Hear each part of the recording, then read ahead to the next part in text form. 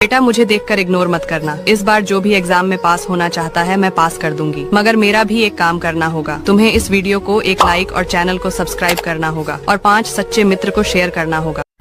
अनंत जन्मों में हमारे ऐसे कोई सुकृत नहीं हुए जिससे हमें मानव देह श्री वृंदावन धाम का दर्शन, रज में बैठना, भगवद वार्ता कथन श्रवण करना और लक्ष्य बना लेना भगवत प्राप्ति। ये केवल अहेतुकी कृपा हुई है प्रभु की। कृपा पात्र ही प्रभु की बात और प्रभु की कृपा का अनुभव कर सकता है, अन्यथा बहिर्मुख माया ऐसे आकर्षण करती है कि हमारा समय इसी आकर्षण में नष्ट हो जाता है। जैसे कोई मदिरा पिए हुए उन्मत्त हो, उसे भान नहीं रहता कि मैं क्या बोल रहा हूं, क्या कर रहा हूं, कहां बैठा हूं, कहां पड़ा हूं।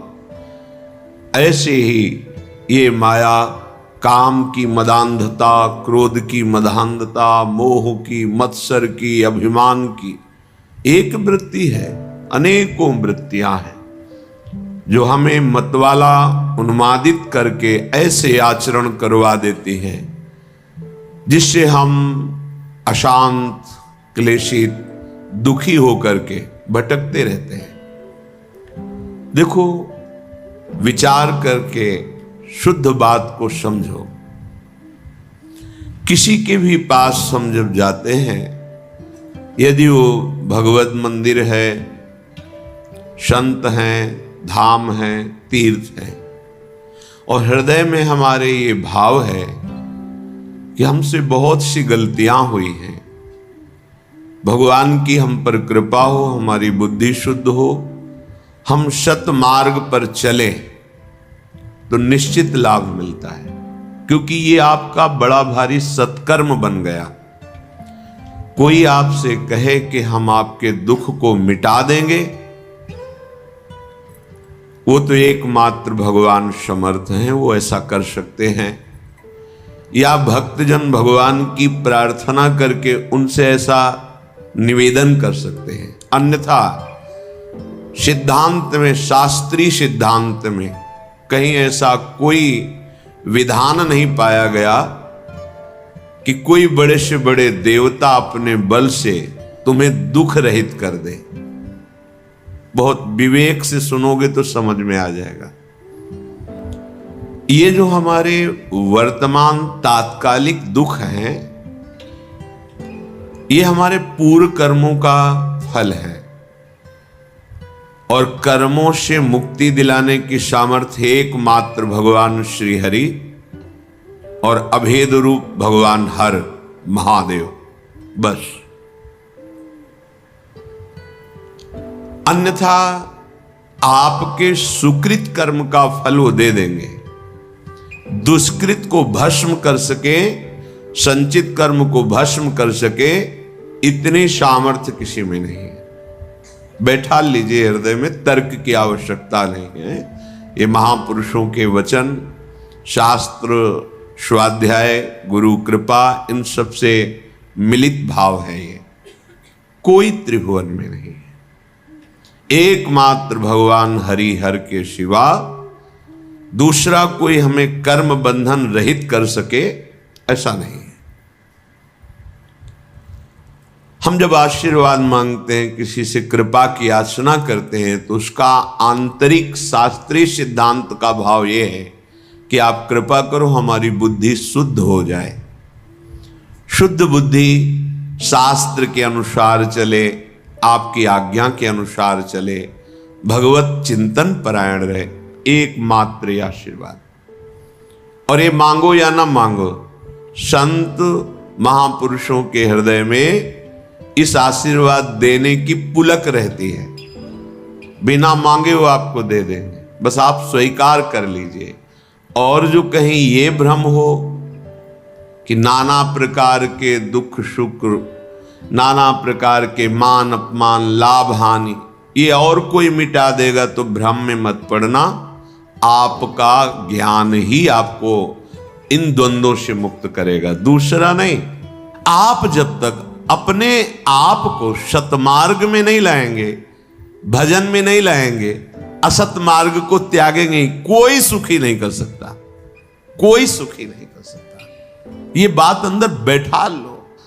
जो युगल सरकार के भजन में रसिक जन डूबे हुए हैं, मन उनकी आज्ञा में दे दीजिए, अर्थात जैसा वो उपदेश करते हैं वैसे ही मन को चलाइए, तो निश्चय भजन है, वो भजन में समर्पित हो जाएगा।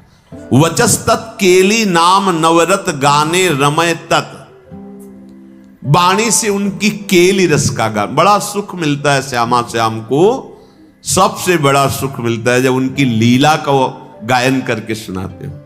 जैसे आप गा रहे हो, आज निकुंज मंजू में खेलत नवल किशोर नवीन किशोरी, अति अनुपम अनुराग परस्पर सुना भूत भूतल्प, ये जोरी मुस्कुराती है प्रिया प्रीतम की।